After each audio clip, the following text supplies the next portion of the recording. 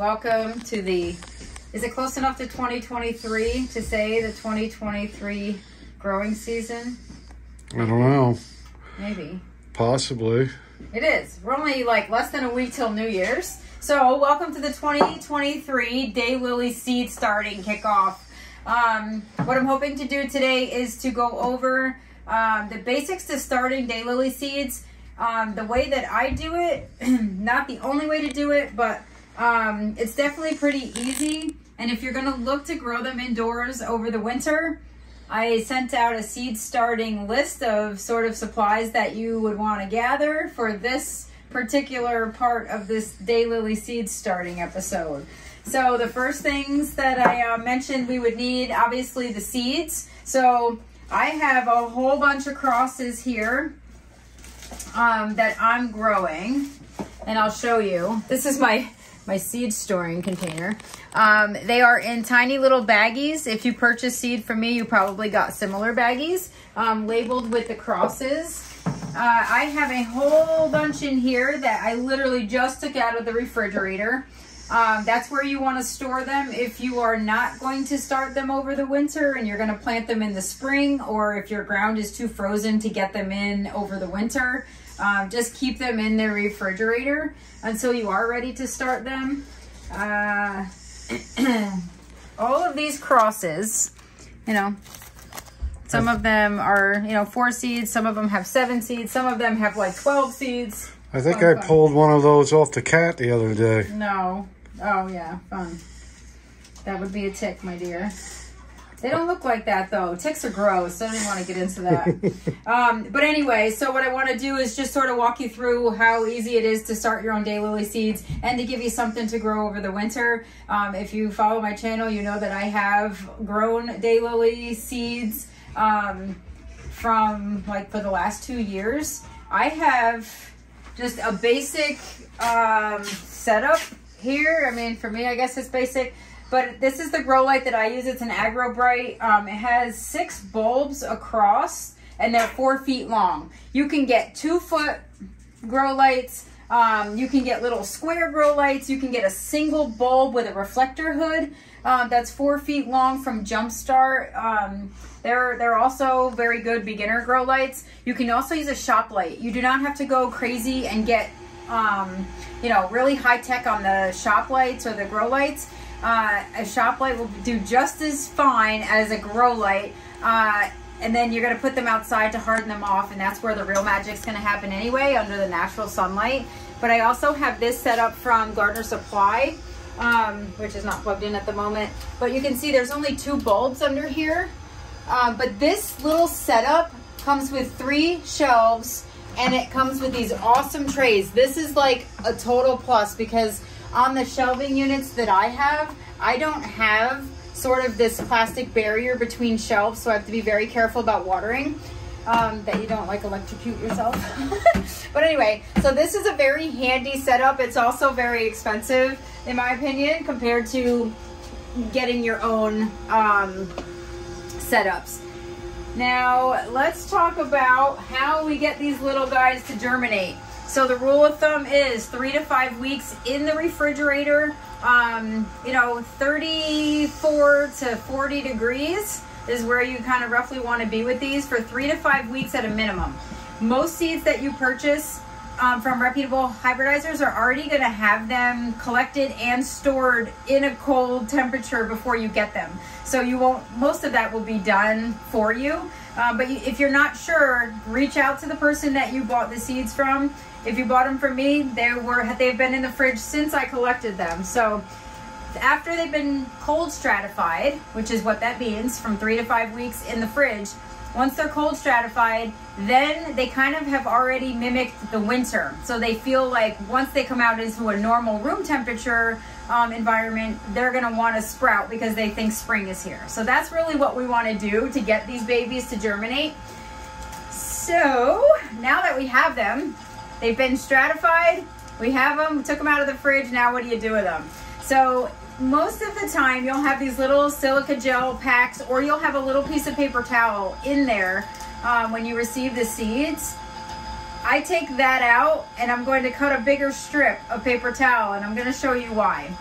There's a couple ways to do this. I'm going to show you the way that I germinate them, mainly because I already have some in process and it's kind of easy. Plus, I like to know exactly what I have growing. I'll show you an easier way also after this, but I don't know if I brought scissors down here, but you don't really need them. Anyway, so the size paper towel, if you have like the Selecta size paper towels, if you rip it in half or cut it, because that's kind of like the easier way to do it.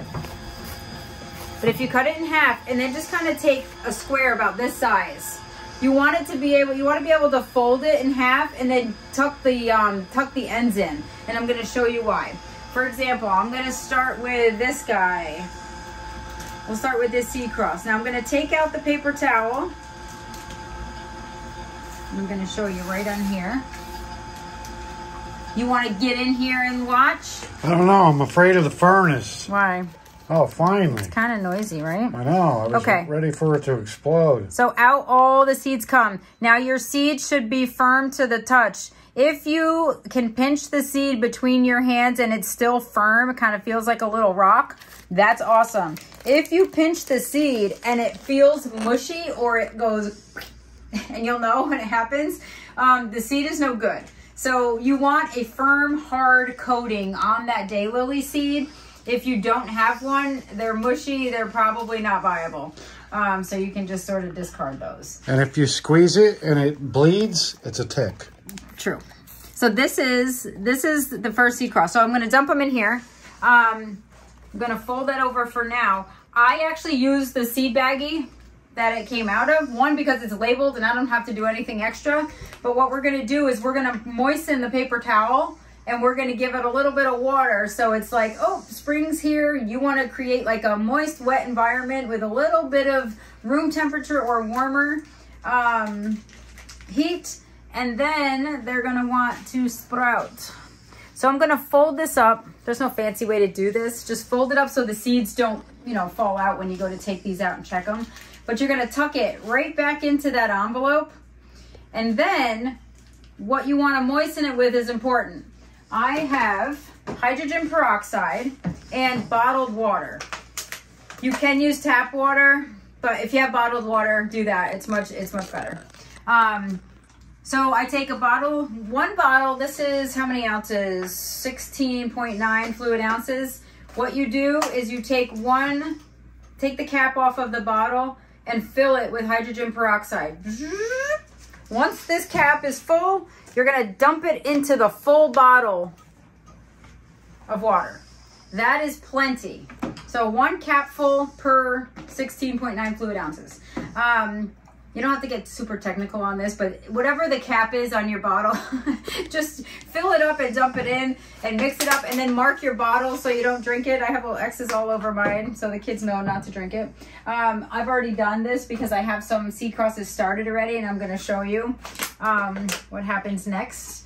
But anyway, so we're going to take our little baggie and the little paper towel that we have our seeds folded in, and then you can come in. You're going to just start putting a tiny, tiny bit of water until you see this paper towel start to soak up the water. The goal here is to not have a sopping wet paper towel. It's just to get that paper towel damp. Once it's damp and you can see that it's kind of saturated a little bit, but not overly wet, if you turn this upside down and you pinch this and lots of water comes down to the little part where the Ziploc is, let the water out. You don't want these to sit in water. You just want it to create enough of an environment that it's kind of moist and damp, just like to mimic spring. We don't want them sitting in water. So once that happens, they basically sit out at room temperature. Do not use a heat mat. Don't throw these on a heat mat, and I'm going to show you. I've made this mistake, so I'm saving you time. This is a heat mat. It kind of raises the air temperature or room temperature like 10 to 15 degrees for whatever's sitting on it. I used to throw these on here or put them on a tray like this and then throw all my seeds in there. They will cook. You will have lots of mushy seeds. Take it from me. I've spent lots of money on seeds, and I have lost lots of seeds that way. So don't use a heat mat. Regular room temperature is perfect for sprouting daylily seeds, especially when they've just come out of a 37-degree environment if you had them in your fridge. So just leave them out at room temperature, and I'm going to show you what happens, because I have a few started. So do you recommend a certain paper towel, or? No, I have Bounty because I like that it's like it actually is like the best paper towel in my opinion, because it's just, I don't know, it's a hefty, well-made paper towel. It's expensive, but it's worth it. Like, you kind of get what you pay for. If you have really thin paper towels, I would recommend doing a couple, because you want the paper towel to be able to hold moisture, but not be so flimsy that when you take it out and open it up, you have to replace it every time. Like, Can you use Brawny, or will your seeds come out looking manly? Actually, Brawny's a pretty good paper towel too. Will the flowers come out checkered, red and black, like his jacket? No, unfortunately not. But that would be cool if you could get some fancy hybrids that way. All right, so let's take a look. So now we have our seeds out. We have our paper towels moistened. Seed packs are labeled because we're reusing the baggies. If not, just get a little snack baggie, a little snack Ziploc like we use for the kids' lunches. You can use those and just write on there with either shipping labels, or just write right on the envelope with a marker what your cross is, especially if you're growing a bunch, because it can get very confusing if you don't label your things. Then that's gonna sit. So the quickest I've ever had a daylily seed sprout is 4 days, which is, in my opinion, pretty fast. You'll have some daylilies that sprout in 4 days. You're going to have some seeds that sprout in 3 weeks from now. It really is all about the genetics of the parent. It's really just about when it feels like the proper conditions have been met and it's happy to come out. It's like there's no way to sort of accelerate that. It just happens. So this is the basic way to get your seeds to sprout, but you're going to notice they all sprout at different times. You may have seeds of the same cross. One will sprout in 4 days, and then in 2 weeks, the other 4 will sprout. There's no real rhyme or reason. Most of the time, within a few days of each other, a certain seed cross will sprout all of its seeds. You know, you may not have to wait a huge amount of time in between daylily seed sprouting on certain crosses. But if it's the same one, they should, within a few days of each other, sprout. So these are going to just go out. They don't need lights at this point. They can stay in the dark. You can just put them over on the counter. I literally put them there. And then at about day 4, I bring them over. So let me show you what happens. These have all been started. Well, I mean, doing exactly what I just did. These were all done on the 18th of December. So about a week, 8 days. And I'm going to show you. So when you check them, so about day 4, you're going to pull them out and you're going to open up the paper towel and you're going to see, what's going on here? See this guy right here? Yeah. He sprouted. That is the beginning of the root. If you can see, I don't know if you can see the white. That's the beginning of the root. So that's starting to germinate. So you just open up and you double check to make sure. If they haven't sprouted, you're going to put them back in. You're going to make sure there's not too much water on that paper towel. You should not ever have to add water. Your paper towel should, oh, look at this one is going too. So I have one. So each one of these has one sprout. Oops, there he is. See him? Yeah. So that is sprouting. So each of these is starting. So this is what, day 8. And we have a few sprouting. But my first sprouts, oh, look it, they all have one. Isn't that funny? So that's what you're going to do. If you have ones that have not sprouted yet, but, well, this one only has one. If you find that the paper towel is starting to get really kind of yucky. Like it looks like maybe a little bit of like mold is happening, or it's starting to brown a little bit, change out the paper towel and add the same way that you originally put pre-moistened the paper towel. Do that, change this out, because you don't want this to start molding and start doing like gross things, because then your seeds aren't going to be healthy when they sprout. You don't want any mold on the tip of the root, especially if you haven't checked them for a couple days, or you forget, and then you come down and you have a whole bunch that have sprouted. If you have like little brown spots on the root, that means that the root's been sitting in water. It's not a good thing for it. You want your roots nice and healthy, but change out the paper towel if it needs it. If it's not bright white and clean, change it out. It's just sort of a tip to keep your seeds in sort of tip-top shape. Oh yeah, look at, these are all sprouting. Okay, so that's an easy way. The benefit of doing it this way is now you're gonna pot them up, but you're gonna know that they already sprouted. You can take this whole packet of seeds. We have one, let's say we have 6 seeds. You can put them all in a container. And if you remember, I use like red Solo cups and I reuse them every year. These right here, you can fill this with soil. You can throw all 6 seeds in here. Label it. Put a little, actually, you can put a little saran wrap over it to kind of keep the moisture in, and just keep it out at room temperature and let them germinate in the soil. That is sort of an easy way to do it.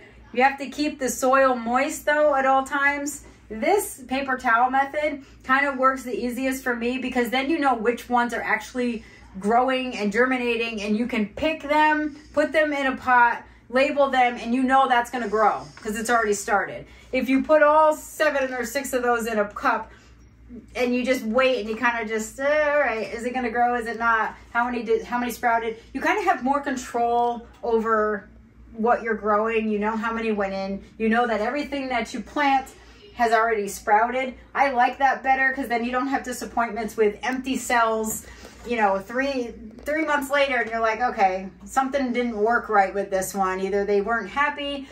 I've never had a problem germinating seeds this way. It's very easy. It's very simple. It doesn't take a lot of supplies. But once you see those roots starting to sprout, that's when you're going to pot them up. And we're going to talk about the containers, the soil, what do you do next in the next video.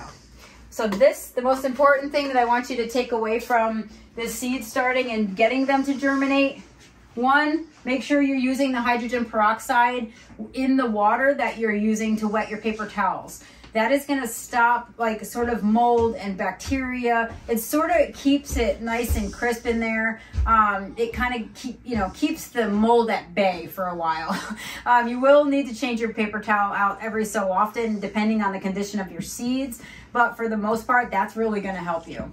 What else? The refrigeration part of the seeds, that should already be set. Will that help too if you scratch the seed and you get hydrogen peroxide on it?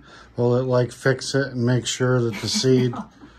No, it's not going to bubble up. Doesn't get infected. It's dead and it has bacteria in it and it debrides everything out of it. No, you don't want that. You don't scarify your seeds. You do not actually chip part of the Daylily seed coating away like you would for peony seeds or like nasturtiums. Some like to be scarified. That's different than stratified. These are only, you want to stratify them. Just put them in the cold for 3 to 5 weeks. That's all we're doing here. These germinate very easily. As long as they've had their dormant period in the fridge, once you bring them out into room temperature, they should sprout within a couple weeks. But anyway, so that's like the gist of getting your seeds going. So once you have them out of the fridge and you're like, okay, what do I do now? Just follow the steps in this video. Get the little baggies pre-moistened, get them just out at room temperature, and then you're gonna check them the first time you're gonna check them at 4 days. And then you really do wanna kind of check them every day. You don't have to, but every other day at a minimum. Because once they sprout, you really want to get them planted into soil. And I'm going to cover that in the next video. Okay, so that's it for sort of the first initial step of getting your daylily seeds to germinate. And what I'll do next is talk about the containers, how to pot up once your daylily seeds do sprout, and what is sort of required to sort of tend to them over winter to be successful. We are going to have some live meetups on Facebook. I haven't decided. They have like messenger rooms. And I think what we're going to do is pick a date and time, and that way you guys, if you're all growing them and you have questions, or we can kind of check in on everybody's seeds, like we can all see how we're doing. I think that would be fun, just because from one daylily grower to another, I feel like it's just a fun thing to do over winter and connect. So I'd like to sort of get people who are going to grow, and if you have questions, it's a good place to ask questions, good place to get feedback, or alternate ways of doing things. I'd like to do that. So I will set up a couple dates that we can check in on each other in about a week. See if anybody's seeds are sprouting, answer any questions you have going along with the process. But this should be fun. I'm excited to sort of like share this journey with other people who are doing it, because that's just part of the fun of growing. So I'm going to be in this lovely dungeon of ours until our greenhouse gets put in. And you know what? Even though I've already made my first official mess in the basement. Did you see it? Did you? Yes. Okay. I did, but you cleaned it up pretty good. I actually took pictures and posted it on Facebook, but I don't think you follow my page, so. I like how you're filming in front of a live studio audience. I am. Hi, Zoe. Sitting there the whole time. She's waiting for me. She's like, okay, what are you doing? And do you have anything for me? She's like, I think there's a bone in that soil. I know. She might smell fertilizer. I don't know. But anyway, so so this is exciting. I'm excited to do this and sort of open up this little gardening community and connect with people one-on-one who are sharing this experience. Even if you're not growing seeds over winter and you just want to join in on everybody else who is doing it and sort of, have a little group, group therapy once a week, I think that would be fun, don't you? Are you going to join us, Brian? Oh yeah, I can't wait. I bet. Hey, it'll be fun. People from all over. We have this little grow session, and we can connect and see how everybody's plants are doing and celebrate successes and, complain about our failures. And I can tell everybody about the time I mistakenly thought one of those seeds was a tick and I grew a hairball. Oh, no? God. You would. Actually, I don't think anyone would want you in the little messenger room growing and contributing to our Probably chaos. not. There was too many tick jokes for one video. Too many, yeah. Is that all that you could think of when you saw the seeds? Yes. Probably. Yes, it is. Oh, another thing. Now that we're at the end of this, if you grow a ton of seeds and you're kind of like tracking what you're doing and not just haphazardly doing it like I have been sort of for the last couple years, use a notebook, write down all of the seed crosses you're growing and the date. I know it's kind of hard. This is really sloppy, but this goes into a spreadsheet later on. I also write down how many days or the date that it sprouted. So then I can figure out, this is the day I started all of these seeds on December 18th. And this was the day that I got sprouts in the baggies when I checked them. So that way I kind of know whose sprouts really fast. I know how long they've been growing. Like, I have a lot of information I probably will never use, but it's good to have that, especially if you're going to use it for hybridizing later on. So if you have a quick sprouting parent or a seed from a parent plant and you're like, oh, I know that this should kind of sprout in a couple days, you'll start noticing common themes with different daylilies. And it's just fun to have all that information. You never know when you're going to need that kind of stuff. I have a spreadsheet full of tons of information, and every so often I'll be like, oh, I wonder when I did that. And I'll go in and I put it in there, not realizing I put it in there. And it's exciting because then I actually have like the concrete information. So I'm pretty psyched about it. But as you can see from my pile of seeds, I have a lot going on. And I am keeping track of what I'm starting and when they're sprouting and when they're getting potted up. So stay tuned for the next video. We're going to talk about what the next step is, and I'm going to also post out, we'll join in a little meeting for those of you that do want to connect and grow. I'll put out the date and time that we're going to do that live. So I'm excited to see how all of this is going to shape up, and I have babies growing, so that's exciting. And we may even invite the heating guy to give some furnace cleaning tips. I know. He's got to get in here. I tell you what, he's got to, like, literally a month before it starts looking like the jungle. I told you, you need to start calling these people because they'll definitely come when they listen to you for a couple minutes. Oh, really? Well, am I that attracting of services? Please come. Yes, you are. You are.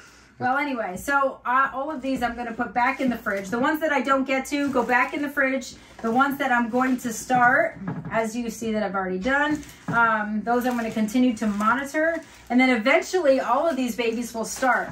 The benefit, too, of starting over the winter is you get to see blooms on a good amount of them in your first year. So like when all your other daylilies are done blooming, you get to, your seedlings most likely will have a bloom on them. Not all of them. I still have some from last year that didn't bloom.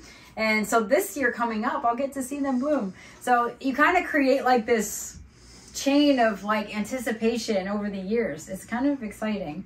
And all of the crosses that you make or that you purchase from people, it's fun to see what your babies are. And you have unique flowers because these are crosses that nobody else has. So it's pretty awesome. It is. You do good with what you have. Yes. And I do look forward to seeing you in a greenhouse. You do? Yes. Yes. That's almost confirmation I'm going to have one. Well, it doesn't mean it's going to be anytime soon. I was going to say, can you give me a date? I said I'm looking forward to it. You know what? You can't say stuff like that to me, though. Well. Because you know what? You're like, oh, the barn is going to go up in the fall. We have the trees down. That's it. We don't have anything else happening. But I would be patient. I have to be patient. But that's why this is good for me. Because I'm not sitting here over winter, like, nagging you about everything going on out there. I have so much to look forward to and tend in here. And it's exciting. And it gets me through this god-awful long winter of ours. Well, I don't think... Have you ever filmed in the other garage that we've been using? No, but when these are big enough, when these daylilies get huge and I start my kind of tender annuals... all of these big boys are going to go down in the garage. It's a little bit cooler, but I have a whole setup down there also because I just can't help myself. So we'll film. We'll do a transition to down there, and you guys can see. There's nothing fancy about this. You don't need any. I wish I had a beautiful setup to do all of this in and like to show you guys, but this is sort of real life. We have a tiny little house and a big yard full of flowers. So in order to keep that going and keep it exciting, you make do with what you have. And I don't mind this little dungeon. It's fun. I come down and I'm like, oh, something's sprouting. I'm so excited. You know, I make Brian come down and look at my stuff. When I see a little green, like little head popping out, I'm like, oh. I know I came down the other day. Right, so? And she's like, check this out. I'm like, oh my God. And she's like, why are you so worked up? And I said, look at where the fuel gauge is on the tank over there. I know. We get worked up about very different things. Yes, we do. But you know what? You know what I am excited about?